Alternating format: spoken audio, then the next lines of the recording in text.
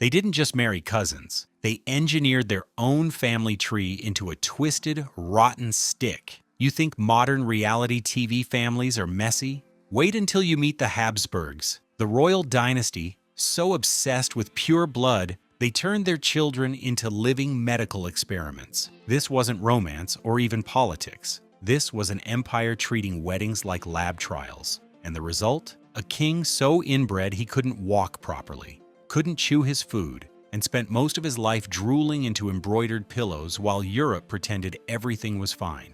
Welcome to royal history's worst family experiment. The Habsburgs had a motto: let others wage war. Austria marries. On the surface, it sounds clever, like some ancient TED Talk slogan for peace through love. Marry off your kids, avoid bloodshed, unite kingdoms at the altar. Smart, right? Except the reality was way creepier. What that motto really meant was, we'll just keep marrying our nieces, uncles, and cousins until the family tree looks less like a tree and more like a tangled extension cord. And the Catholic Church? Oh, they weren't just okay with it. They were handing out approvals like party favors. As long as Rome got a nice fat dowry, the Pope would bless pretty much anything. Want to marry your niece? No problem. Your first cousin? Sure. Need a papal stamp so your empire can keep itself glued together with wedding sheets instead of treaties? Consider it done. The Vatican never met a sack of silver it didn't like, and the Habsburgs were always ready to pay. By the mid-1500s, this wasn't diplomacy anymore. It was straight-up genetic malpractice. Take King Philip II in 1570. Who did he marry? Anna of Austria. And who was Anna? His niece. That's not a typo. His actual niece. And to make it official, the Pope stamped it with his blessing, like it was just another routine business contract. And this wasn't some scandal that slipped through the cracks. No, this was the blueprint. The Habsburgs kept running the same play over and over, uncle to niece, cousin to cousin, until their family tree looked less like a tree and more like a circle. Forget Christmas gifts or birthday cards. The Habsburgs were basically exchanging the same DNA like it was family heirlooms. Generation after generation, the gene pool didn't just shrink,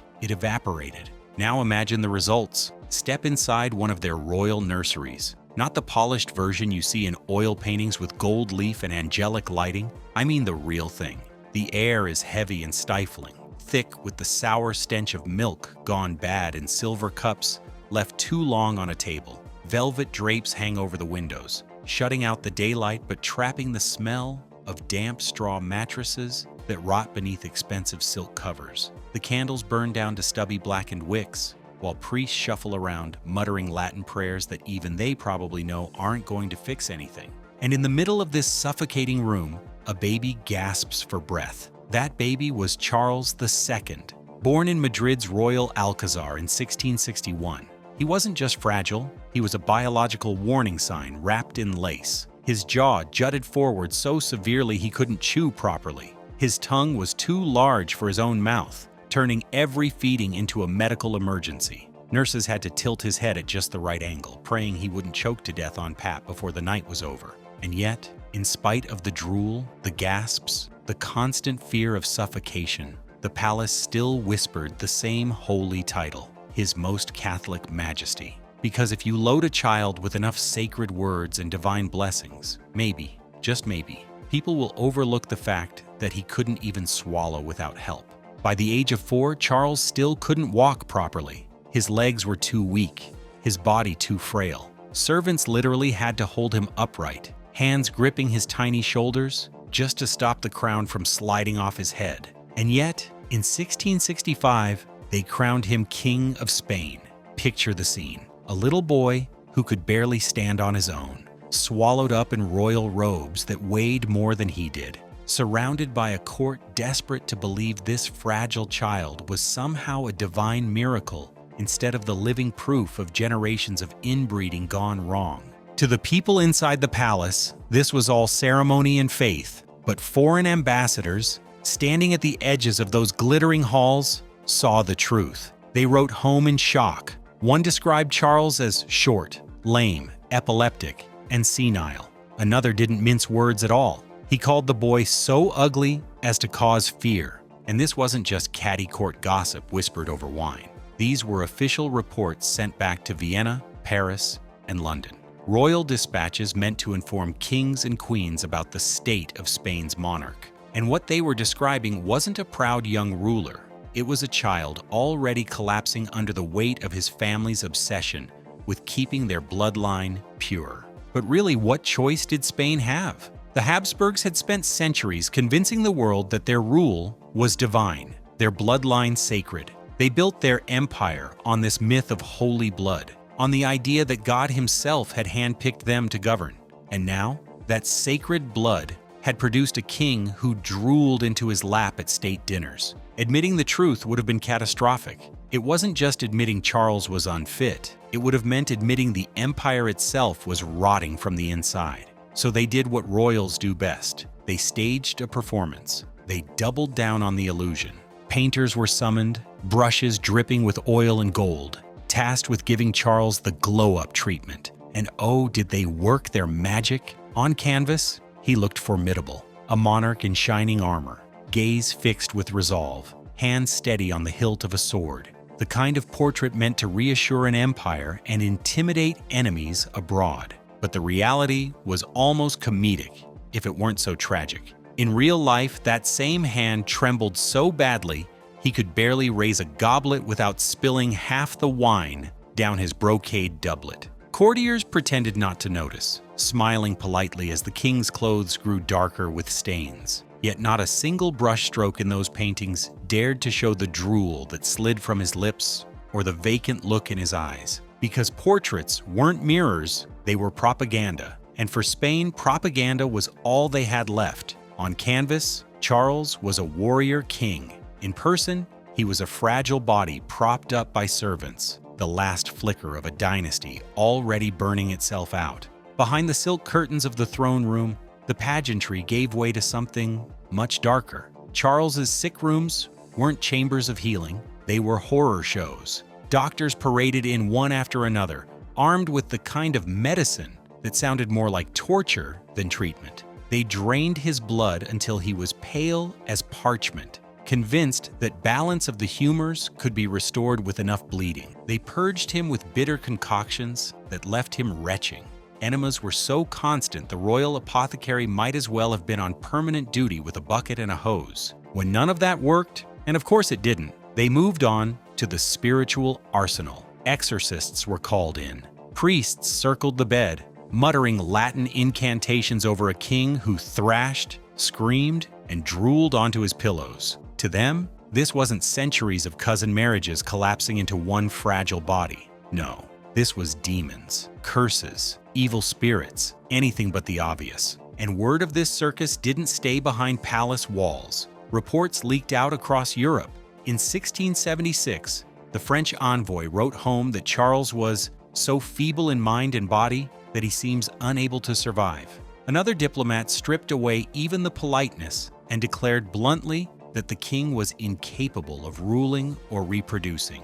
Diplomatic language doesn't get much sharper than that. Translation: Spain's mighty empire, once the terror of Europe, was now being held together by a man who was less monarch and more medical receipt, a living invoice for centuries of incest. But still, the dynasty pressed on. If Charles couldn't function, maybe marriage could fix it. In 1679, Charles was married to Marie-Louise of Orléans, a French princess, a beautiful young bride who probably expected to marry a powerful king. Instead, she got Charles. Letters hint she spent her wedding night crying. Courtiers whispered prayers for a miracle heir. No miracle came. Charles couldn't consummate the marriage. He couldn't even string a full sentence together without slurring. By 1689, Marie-Louise was dead. Official cause? Melancholy. Unofficial cause? Being married to a man who drooled on her at dinner while the empire prayed she'd somehow produce an heir. But the Habsburgs weren't done. In 1690, they married Charles to Maria Anna of Neuburg.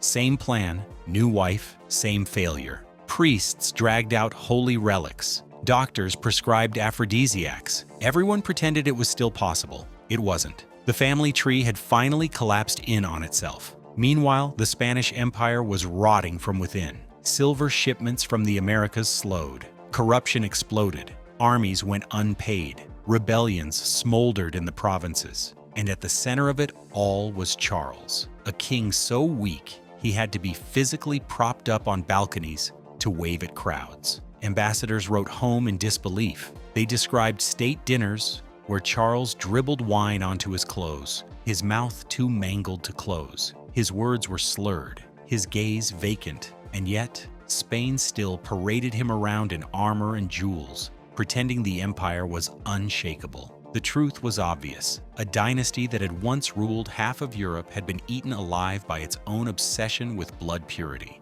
By 1700, Charles was only 39 years old, but he looked closer to 80. Emaciated, jaundiced, unable to chew or walk, he spent his last days gasping for air in bed while priests chanted prayers thick with desperation. What were they really praying for? Not his soul, but a miracle heir. One last betrayal of biology. But it was over. Charles had no children, no strength, no future to give. On November 1st, 1700, the last Spanish Habsburg died. Europe held its breath, and then it exploded. Without an heir, Spain became a carcass for vultures. France, Austria, England, the Netherlands, everyone wanted a piece. From 1701 to 1714, Europe was torn apart in the War of the Spanish Succession. Hundreds of thousands died, cities burned, armies marched back and forth across the continent, all because one royal family couldn't stop marrying its cousins. And the Habsburgs? They still lied, even after Charles was gone. They dressed his corpse in royal robes, staged a magnificent funeral, and perfumed the air to cover the stench of decay. A final con, pretending their dynasty hadn't rotted from the inside. History books like to polish this era. They call it a golden age. They celebrate the art, the architecture, the battles, but peel back the varnish, and you find the truth. A family so obsessed with purity that they bred themselves into extinction. Charles II wasn't just a tragic king. He was a warning label. Proof that power mixed with arrogance and superstition can turn an empire into a sick joke. So next time someone brags about their noble bloodline, just remember, the Habsburgs had the purest blood of all, and it left them with a king who couldn't even chew his dinner. If you enjoyed uncovering the secrets history tried to hit like, subscribe, and stick around for more stories just as dark, strange, and unbelievable. Because this wasn't the only royal family with skeletons in their closets, and trust me, the next ones are even worse.